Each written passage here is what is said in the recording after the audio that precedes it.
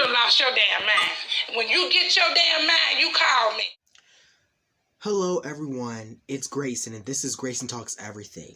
If you're new to the channel, welcome. And if you're not new and are returning, welcome back. Today we are going over the WandaVision Season 1 finale, which I really like, but we'll get to that soon. But again, do be sure if you're new here or if you're not new and just returning, do be sure to like, comment, share, and subscribe to the channel, and also follow my Instagram where you can get the latest updates on when videos of mine are coming out, and to just admire some art that I regularly post. It should put some of that fan art should show up somewhere on the screen. And yeah, the link to my Instagram is always in the description, but if you want to know the tag right now, it will appear on the screen as well. So yeah, let's get it cracking with this video.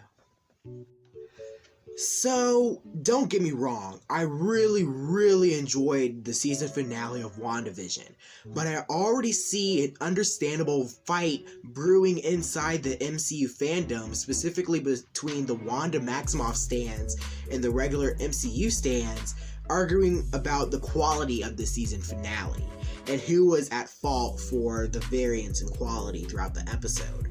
Because at first, I thought along with other theorists, that it was our fault for making these outlandish and crazy theories and setting high expectations for the season finale, especially because it's a weekly release. But I'm starting to see that everyone was at fault here, because Marvel really did troll us.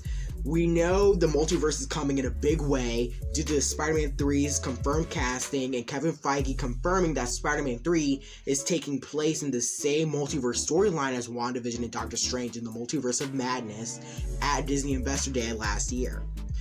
And WandaVision does set this up, but in a slower and softer start. And now it's also clear that a lot of the lines throughout the show, they were clear misdirects, like Monica's aerospace contact. We never know who that is, and I'm pretty sure that was a misdirect. It was kind of annoying, but I digress about that. Then the Demon Spawn line that Evan Peters or Ralph, we'll get to that he said that wasn't really, that didn't really lead to anything, but due to that end credit scene, that could still be in the equation and through what we know from this episode. So yeah. And all the Mephisto references and the references to hell, that never went anywhere either. So I don't know what they were doing with that. I'm pretty sure that was a misdirect. That was like a total misdirect, yeah.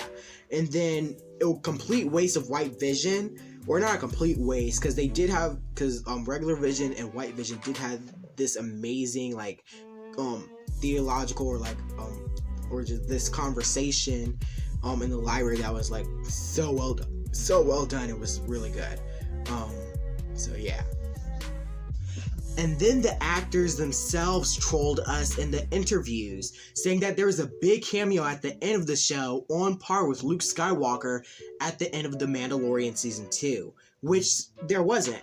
But I think the thing that will really haunt this show in the future, it won't tear the show down or put it down, but it will definitely haunt the show, is the way that they handled Evan Peters.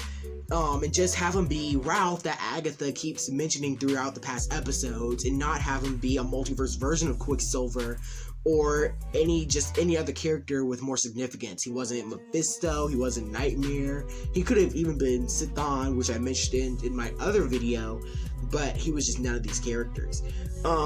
So again, that was really bad. And he wasn't even revealed to be Simon Williams, which some of you guys have theorized, who also has very important ties to Wanda and Vision in the comics, who was even teased in the WandaVision featurette. Again, more trolling from the Marvel Studios.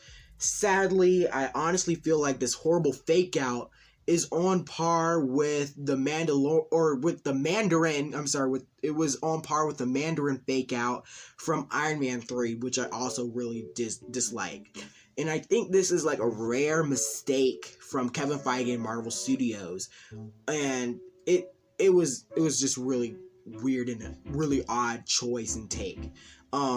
But besides all that, we did get some fantastic stuff from the finale and the show as a whole, all relating to Wanda and Vision. Her romance with Vision was amazing, the twins were great, and we got a spectacular Vision in Agatha Harkness.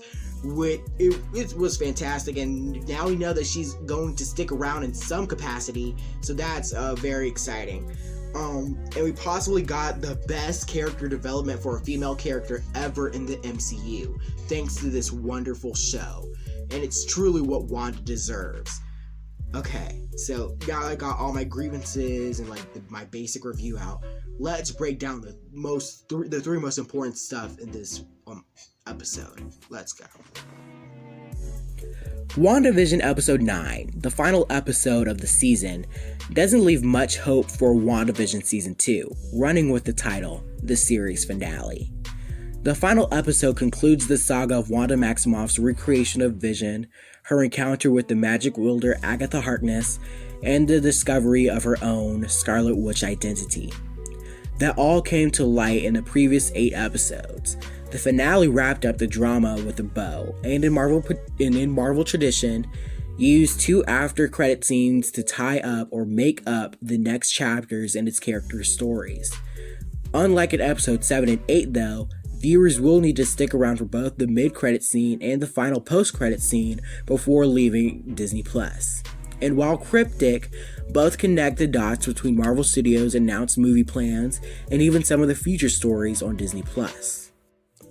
In the mid-credits sequence, Monica Rambeau, now fully powered, runs point on the cleanup of Westview and the arrest of S.W.O.R.D.'s Tyler Hayward, who, despite long-season rumors, did not pull off his human mask to reveal Ultron.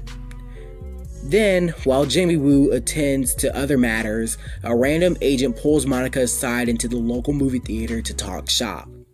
But much like we discovered by the end of Spider-Man Far From Home, there are tons of service folk working the streets on Earth who are actually aliens in disguise. Our new badge-wearing friend reveals herself to be a Skrull, saying she was sent by an old friend of her mother's.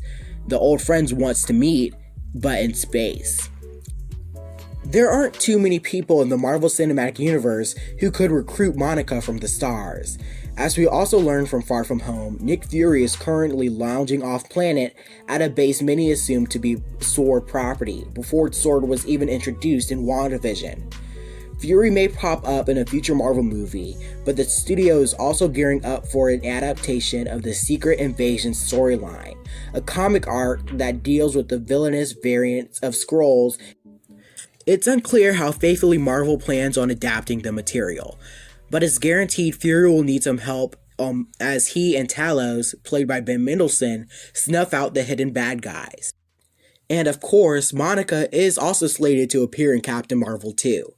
So even if Fury is hailing her to his base, this scene could also be serving the director Nia DaCosta, who's also directing Candyman, is cooking up for the sequel. It's even possible that the old friend is Captain Marvel herself. We don't know where Carol Danvers went after the events of Avengers Endgame besides Tony Stark's funeral, but with basically unlimited power, she may also be fighting her old faction, the Kree, alongside the Skrulls and S.W.O.R.D. somewhere in space. From the minute at the 2019 Comic-Con when Kevin Feige announced the sequel, Doctor Strange in the Multiverse of Madness, and that Wanda would appear in the pivotal role, fans prepared themselves for a big WandaVision cameo by Benedict Cumberbatch.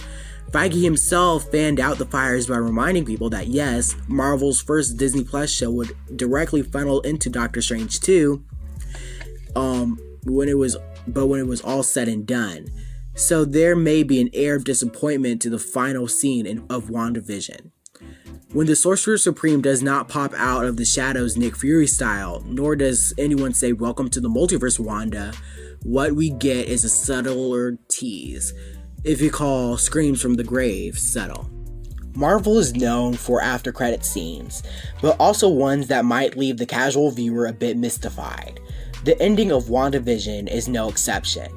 After her giant magic slinging battle with Agatha Harkness, Wanda accepts her supernatural role as the Scarlet Witch, dissolves the hex, and watches the love of her life disappear along with her beloved twin sons.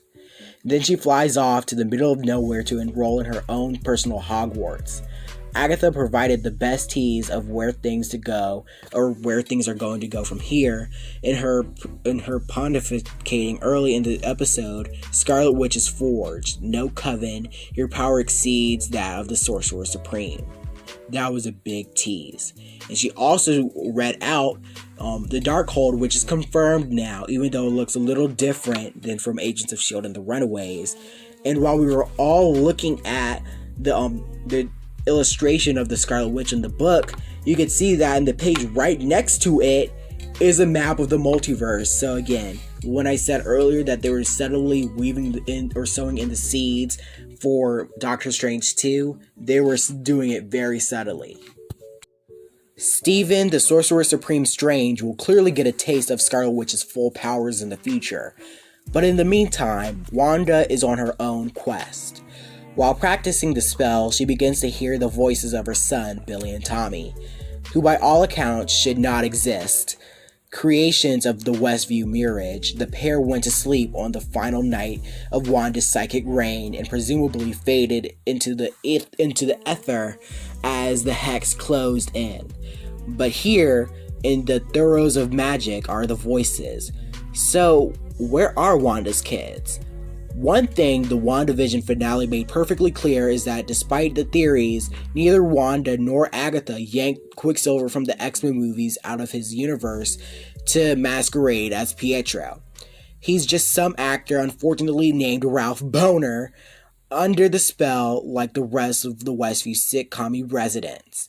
That might have killed the possibility of a true Marvel Cinematic Multiverse if not for the after credits scene. On top of all the wild backstory in the comics, Wanda's kids also have a history of running across dimensions with their buddy, America Chavez, who is also set to appear in Doctor Strange in the Multiverse of Madness. To hear them shouting from the beyond suggests the Mind Stone inside of Wanda contains layers of reality far beyond her understanding, or of that her magic is so powerful she's connected with the versions of her sons in the parallel world. The repeated emphasis on Wanda's connection to the Infinity Stones and its place in the Marvel timeline seems like an inescapable loose end that Doctor Strange is poised to tie up. We don't know much about the plot of Doctor Strange in the Multiverse of Madness, but there are plenty of questions the MCU has yet to resolve in the wake of Avengers Endgame. Just as the Infinity Saga finale staged the unconventional heist across the timeline, the final minute saw Captain America pull the same stunt in reverse, then return to the present day to live out his dying days. That was all off screen though, but the assumption is that if Cap returned to the present, all was well. But a key scene from Endgame has been raising eyebrows over the Infinity Stone drama since it first laid out. When Bruce Banner met with the Ancient One during the replayed Battle of New York, she imparted some wisdom on the Hulk spirit.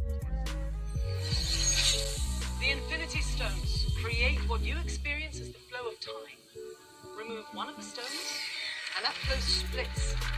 Can your science prevent all that? No. Though Banner insisted in the moment that the Avengers defeating Thanos wasn't the end of their mission, the plan was to then use the quantum realm time travel to return the stones to their place once more and restore balance. So chronologically, in that reality, they never left, as he puts it.